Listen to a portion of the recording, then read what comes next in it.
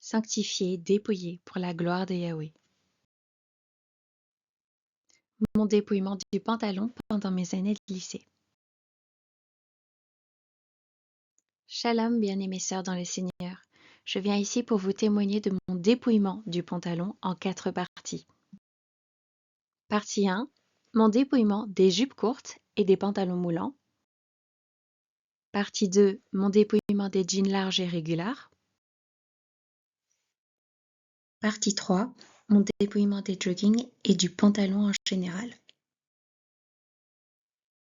Enfin, je vous témoignerai de sujets liés à mon dépouillement du pantalon, les conséquences, les épreuves que j'ai pu vivre, les alternatives que j'ai pu trouver et les conseils que j'aimerais nous donner et qui nous concernent toutes, mes bien-aimées sœurs.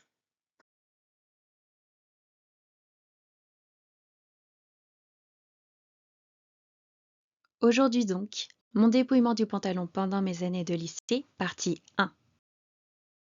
Fin du collège, au revoir, les jeans moulants et les mini-jupes. Le Seigneur a touché mon cœur. Il m'a appelé à lui vers la fin du collège, pendant mon année de 4e. C'est l'année 3 sur 4 du collège. Et depuis, je ne me rappelle pas exactement quand, mais j'ai arrêté de porter des jeans moulants et des jupes courtes vers la fin du collège. Voici un petit panorama pour vous montrer de quels vêtements je parle. Les jeans moulants dont je parle, aussi appelés jeans slim ou encore jeans skinny. Vous en voyez un peu partout, à la télé, à l'école, dans les rues. Wikipédia définit une mini-jupe comme étant une jupe très courte, droite ou plissée, dont la longueur se situe entre sous les fesses et la mi-cuisse. Mais personnellement, j'appelle toutes les jupes qui sont au-dessus du genou des mini-jupes. Parce que pour moi maintenant, c'est du pareil au même. Comme on dit en anglais, same difference. C'est-à-dire qu'on joue sur les mots parce qu'une jupe au-dessus du genou, c'est très court. Et voici donc les fameuses mini-jupes dont je vous parle. Vous êtes aussi familière avec celles-ci, on les trouve absolument partout. À l'époque, j'étais encore toute jeune dans ma foi, mais j'ai plutôt naturellement arrêté d'en porter des mini-jupes et des jeans slim, probablement même sans m'en rendre compte. Je pense qu'à ce moment-là, j'avais déjà compris que les jeans moulants et les jupes courtes, c'était pas bon. C'est probablement que quelque part, je sentais que c'était mauvais. Parce que le Saint-Esprit nous parle et nous enseigne dès les premiers pas de la foi. Dès lors que le Seigneur Jésus toque à la porte et qu'on accepte de lui ouvrir pour qu'il puisse entrer. Je venais seulement de venir à lui, mais déjà, il commençait à m'enseigner. C'est donc par sa grâce, par sa présence dans ma vie que j'ai pu sentir que les jeans slim moulants et les jupes courtes étaient indécents. Particulièrement à une période de la vie où les filles et les garçons se cherchent beaucoup et où il y a beaucoup de flirts, de tentations et d'intentions cachées. Porter des jeans slim et des jupes courtes, et même des shorts, c'est une façon, une manière évidente, flagrante, de montrer ses formes. Parce qu'on veut plaire, on veut qu'on nous trouve jolies, alors on montre nos formes. Et c'est encore plus vrai dans cette génération de fin des temps, où c'est normal de se trouver un copain, un petit ami, de sortir avec, de faire des choses avec, de s'embrasser, etc. Les filles sont en chasse, consciemment ou inconsciemment, parce que c'est ce que la société leur enseigne, c'est ce qui est normal. Même les gens qu'on voit sur Internet, dans des émissions télé ou encore des séries Netflix, dans les dessins animés, sur Instagram, Facebook ou sur les chaînes YouTube et sur TikTok. Toutes ces célébrités apprennent aux filles que c'est normal de porter ces choses, que c'est joli. On a ici à gauche Jennifer Lawrence qui est très célèbre, Angelina Jolie qui l'est tout autant, et à droite Aya Nakamura qui avait participé au JO de Paris, qui avait été particulièrement choquant. Photo. Aya Nakamura embrase la toile avec une mini-jupe et c'est considéré comme étant chaud dans les catégories d'articles. Plus sexy que jamais, la jolie chanteuse a embrasé la toile en postant des clichés d'elle et pas n'importe lesquels. Aya Nakamura y apparaît, vêtue d'une mini-jupe, à en donner des sueurs froides à plus d'un de ses fans sur Instagram. Donc pour eux, sexy égale jolie. Le monde nous apprend que c'est comme ça qu'il faut s'habiller. Vous voyez ici Beyoncé dans ses jeans slim. Et moi aussi, j'avais appris que c'était normal au travers de tous les exemples du monde. En regardant par exemple les Wins, c'est un dessin animé dans lequel le personnage principal Bloom porte des jeans moulants et des mini-jupes tout le temps. Et voici donc Bloom, toujours en vêtements super moulants, en vêtements ultra courts et toujours en talons super hauts. Encore une fois, ultra court et encore une fois moulant. Tout ça, ce sont pour des petites filles.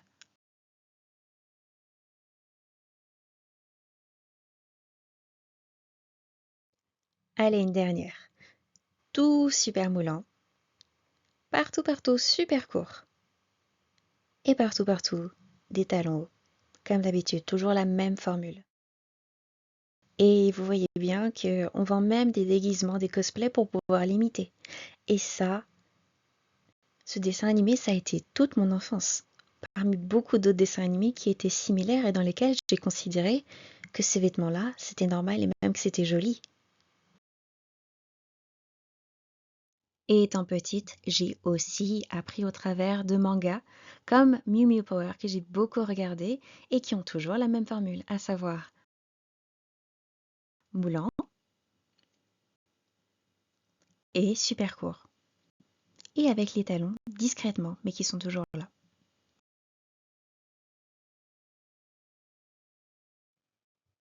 Moulant et super court partout. Et ça, c'est la norme pour toutes les petites filles qui regardent des dessins animés.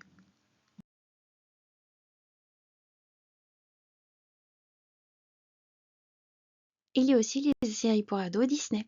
Les slims et les mini-jupes dans Violetta, une série que j'avais beaucoup aimée quand j'avais été ado. Donc jean moulant et mini-jupe, partout, encore une fois. Et je regardais aussi Victorious, une autre série pour ados Disney dans laquelle on retrouve des jeans moulants, des mini-jupes et des mini-jupes moulantes. Évidemment aussi appris par l'exemple de mes copines et de ce qu'on peut voir par tous les côtés à l'école, publique comme privée. Et j'ai aussi appris par ce qui se vend en masse en magasin de vêtements, parce que c'est la mode de ce siècle. Or, Romains 12 dit, ne vous conformez pas au siècle présent, mais soyez transformés par le renouvellement de l'intelligence, afin que vous discerniez quelle est la volonté de Dieu, ce qui est bon, agréable et parfait. On porte des jeans moulants, des leggings, des shorts et des mini-jupes parce que c'est ce qu'on a appris. Il n'y a rien de plus naturel et il n'existe pratiquement pas d'autre exemple. C'est la norme et c'est ça qui fait peur. C'est ça qui est dangereux. C'est tellement normal qu'à moins que l'Éternel nous arrache de cette norme, nous ouvre les yeux et nous fasse réaliser la folie et l'indécence que c'est, on restera dans cette norme. Parce qu'avant que le Seigneur n'entre dans nos vies, on est du monde et on appartient au monde. Et le monde est juste comme ça, juste normalement indécent. Exemple simple. Lorsque des filles sont invitées à un mariage, elles se mettent sur leur 31. Elles se font belles. Maintenant, devinez à quoi ça ressemble, se faire belle. Réponse, moulant. Ultra court. Et talons hauts. Toujours la même formule. Et c'est vrai pour tout type d'événement du monde où il faut, entre grosses guillemets, bien s'habiller. Les anniversaires, Noël, le Nouvel An, les mariages et même pour des funérailles. Vous voyez bien? L'impudicité, l'indécence, c'est le normal, le joli du monde. Et c'est précisément ça ce qui est si vicieux.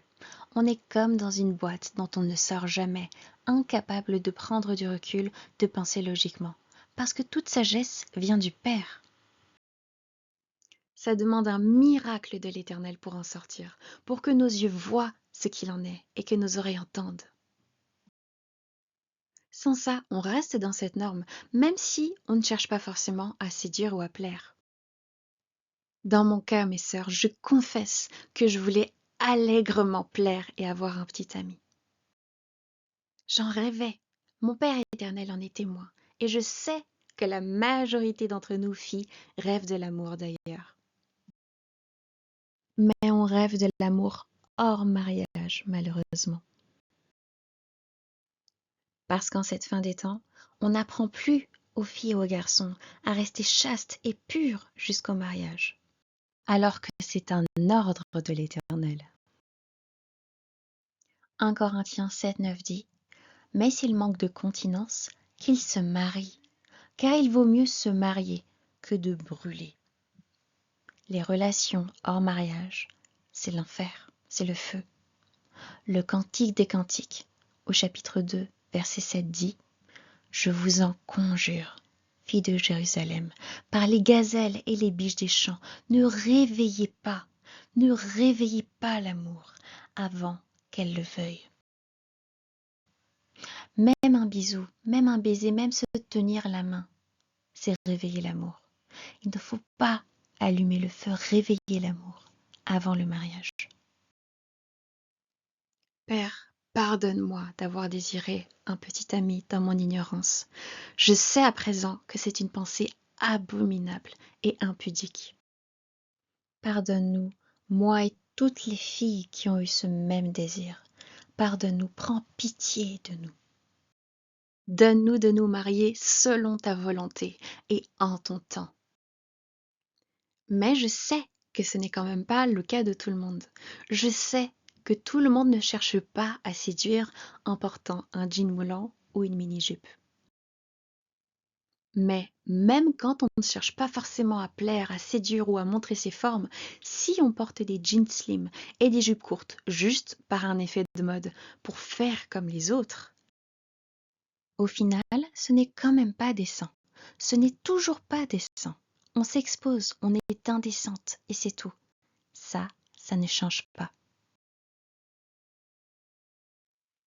Les critères de l'Éternel pour juger du péché ne changent pas non plus. Car l'Éternel ne change pas, comme le dit Malachie chapitre 3, verset 6. Et c'est vrai, peu importe l'âge qu'on soit enfant, adolescente ou adulte, qu'on soit mère, qu'on soit marié ou qu'on soit seul.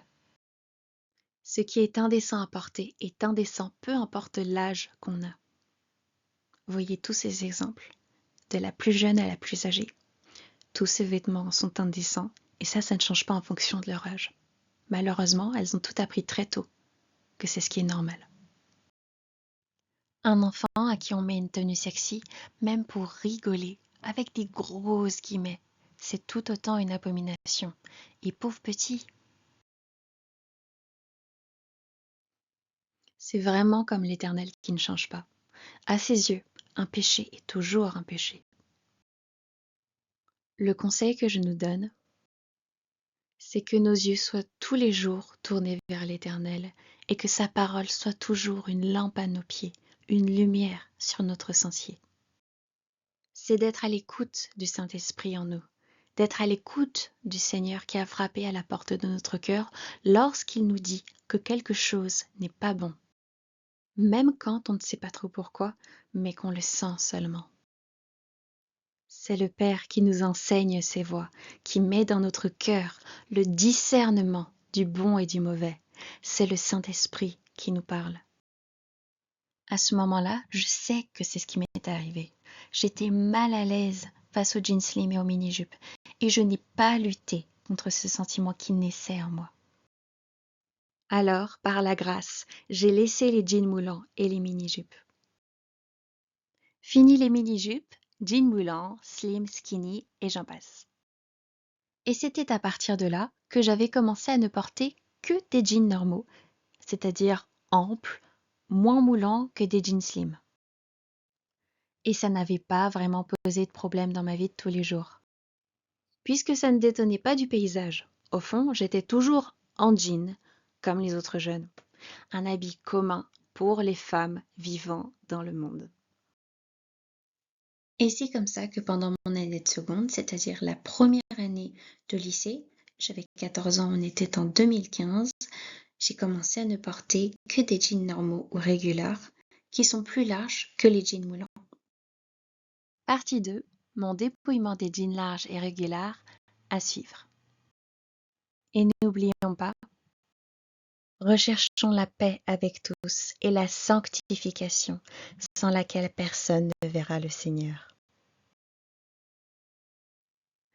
Que toute la gloire te revienne, que toute la gloire te revienne, toi qui es haut élevé pour toute l'éternité.